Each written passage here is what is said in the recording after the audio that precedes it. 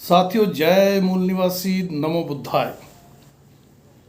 आज एक सवाल पे बात करेंगे जो अक्सर उठाया जाता है हर तरफ के सामाजिक, राजनीतिक और धार्मिक संगठनों द्वारा।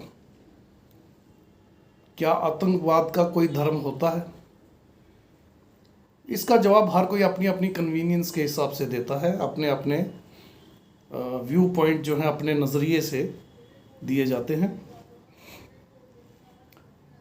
एक तरफ कोई भी आतंकवादी घटना हो, उसे हमारे देश में मुस्लिम भाइयों के साथ जोड़ दिया जाता है और कहते हैं आतंकवाद का कोई धर्म नहीं होता।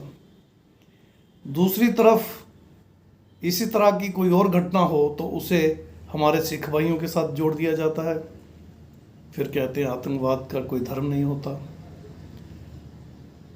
अगर कोई लोगों में जागृति लाने की कोशिश करे और उस जागृति के नतीजे में लोग ईसाई धर्म को अपनाने लग जाएं, तो इसे भी आतंकवाद से जोड़ा जाता है, यानी क्रिश्चियनिटी को भी जोड़ा जाता है। फिर कहते हैं आतंकवाद का कोई धर्म नहीं होता।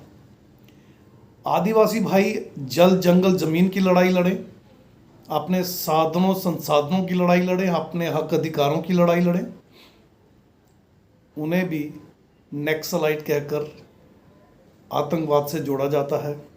फिर कहते हैं आतंकवाद का कोई धर्म नहीं होता। इसी तरह अगर हमारे अनुसूचित जाति के भाई बंधु, एससी के भाई बंधु अपने हक अधिकार के लिए सड़कों पे उतरें, जल से जुलूस करें या 2 अप्रैल 1918 की तरह भारत बंद का ऐलान कर दें, तो मासूम बच्चों को सड़कों पर गोलियां मारकर मार दिया जाता है और कहा जाता है कि आतंकवाद का कोई धर्म नहीं होता। उन्हीं ऐसी भाइयों को देशद्रोही कहा जाता है और कहा जाता है आतंकवाद का कोई धर्म नहीं होता। अब पिछले कुछ सालों से ओबीसी समाज अपने हक अधिकारों के लिए सड़कों पे उतरा है और बड़े जोर शोर के साथ अपने हक अधिकारों की बात कर रहा है, मांग कर रहा है। पूरे भारत में अपनी हिस्सेदारी की बात कर रहा है। शासन हो, प्रशासन हो, न्यायपालिका हो, मीडिया हो, देश के जितने भी साधन संसाधन हो, बिजनेस हो, ज़मीन हो, जितने भी चीज़ें भारत में हैं उनमें अपनी हिस्सेदारी मांग रहा है। तो अब आप देख लीजिए, उन्हें भी ये लोग बदनाम करने के लिए नए नए नाम, नए नए तरीके निकालने लग गए हैं। तो ये कहना कि आतंकवाद का कोई धर्म नहीं होता और फिर हर उस व्यक्ति को जो संविधान के दायरे में अपनी मांग उठाता है, अपनी आवाज़ उठाता है, उसे किसी धर्म या किसी वर्ग या किसी समुदाय के साथ जोड़कर देखना, बदनाम करना और फिर ये कहना कि आतंकवाद का कोई धर्म नहीं होता, ये कहना सिर्फ इसलिए है क्योंकि जब ये लोग आतंकवाद करते हैं तो ये उसे राष्ट्रवाद का नाम दे देते हैं। आप देखिए, गोधरा कांड हुआ और गोधरा कांड में मुस्लिम्स को जिंदा जलाया गया, बेकरी की भट्टियों में जिंदा डाल दिया गया। जो हामला औरतें थी, जो प्रेग्नेंट लेडीज थी, वीमेन थी, उनके बलात्कार कई लोगों ने किए, छोटी बच्चियों के बलात्कार किए, जिंदा जलाया, मारा, क्या नहीं किया, मारकाट हुई। और जो लोग उसमें इन्वॉल्व थे वो अरेस्ट हुए, उन पे केस भी चले, सबूत पेश नहीं किए गए, जज बदल दिए गए, हर तरह की मैनिपुलेशन हुई, सबको बरी करके बाहर ले आए। बाबू बजरंगी ने अपनी जुबान से खुद सारी बातें कबूल की हैं। अब देखिए, यहाँ आतंकवाद का कोई धर्म नहीं था। था कोई धर्म? नहीं था। 1984 में दंगों में सिखों का पूरे भारत में नरसंहार हुआ, कत्लेआम हुआ। अब मारने वाले कौन थे? किन ऑर्गेनाइजेशन से जुड़े हुए थे? यही आरएसएस, भाजपा, हिंदुत्ववादी संगठन वाले लोग। कोई आतंकवादी नहीं था और कोई भी किसी धर्म से नहीं था। जो उन्होंने किया वो राष्ट्रवाद था, क्योंकि सिखों को जिंदा जलाना ही तो राष्ट्रवाद है, मुस्लिमों को जिंदा जलाना, इनकी औरतों को बलात्कार करना, यही तो राष्ट्रवाद है। तो आतंकवाद का तो कोई धर्म नहीं था। आप देखिए अभिनव भारत का जो स्कैम था, जिसमें कर्नल पुरोहित, असीमानंद, प्रज्ञा ठाकुर जी जैसे लोग शामिल थे। कई ट्रेनों में बम ब्लास्ट हुए, कई मस्जिदों में बम ब्लास्ट हुए, कई जगह बम ब्लास्ट किए।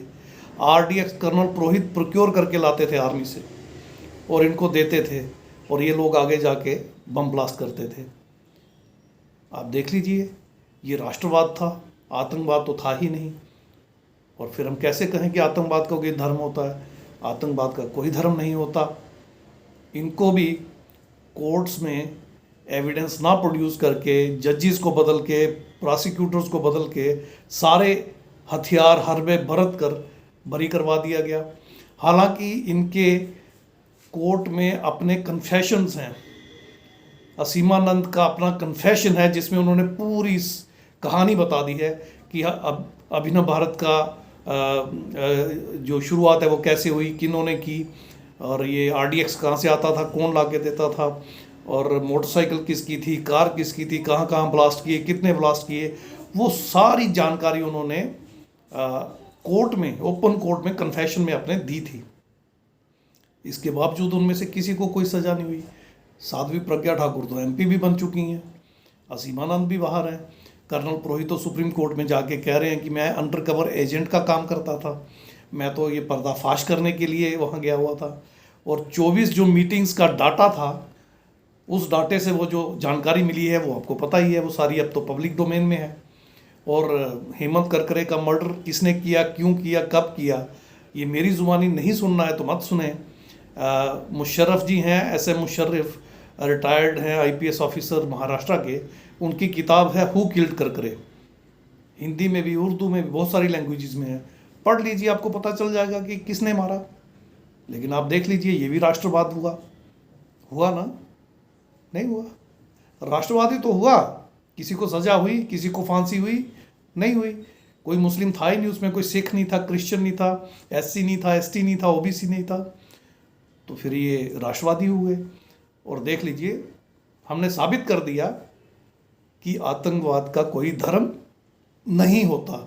यानी एक धर्म, पर्टिकुलर धर्म के लोग चाहे कितना भी आतंकवाद कर लें, उनके धर्म पे कभी ब्लेम नहीं आएगा, बाकी सब धर्मों पे, सब वर्णों पे आएगा।